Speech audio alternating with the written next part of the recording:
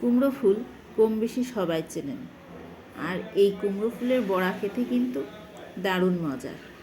বিকালের নাস্তায় একটি মজার আইটেম হতে পারে কুমড়ো ফুলের বড়া। আসসালামু আলাইকুম everyone, welcome to back my channel Tasfi's Kitchen. আজ আমি আপনাদের সাথে কুমড়ো ফুলের বড়া রেসিপি শেয়ার করব।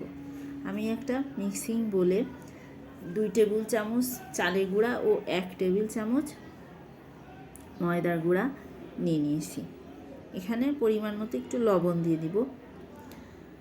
আপনারা চাইলে হলুদ গুঁড়া, মরিচ গুঁড়া, ধনে পাতা কুচি দিয়ে দিতে পারেন। আমি এটা আমার মেয়ের জন্য করছি, এজন্য তেমন কিছুই দিই নাই। একটু পানি দিয়ে আমরা বেগুনির জন্য যেভাবে বেটারটা করি, এখানেও ওইভাবেই বেটারটা করে নিতে হবে। কুমড়ো ফুলের ভিতরে যে ডাঁটাটা থাকে সেটা ফেলে দিয়ে আমি ধুয়ে পরিষ্কার করে নিয়েছি। এখন কুমড়ো ফুলটা আমি বেটারের ভিতর ভালোভাবে মিশিয়ে নিব। ভালোভাবে মিশিয়ে নিলে এটা খেতে বেশি মজার হবে বা ক্রিস্পি হবে।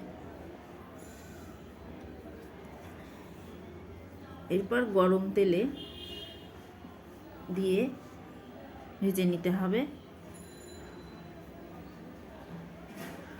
এই যে আমি আগে থেকে গরম করে রাখছি।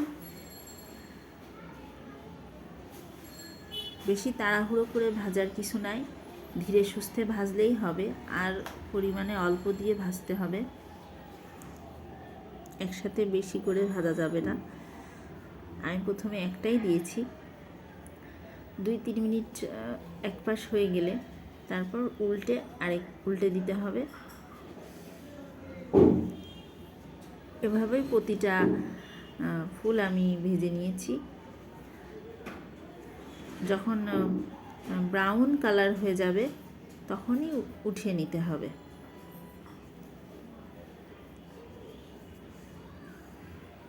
আমার হয়ে গেছে কুমড়ো ফুলের বড়া। এখন আমি আমার মেয়েকে দিব খেতে। ধন্যবাদ সবাইকে। আজ এ পর্যন্তই। ভিডিওটি ভালো লাগলে অবশ্যই লাইক, কমেন্ট এবং শেয়ার করে পাশে থাকবেন। আসসালামু আলাইকুম।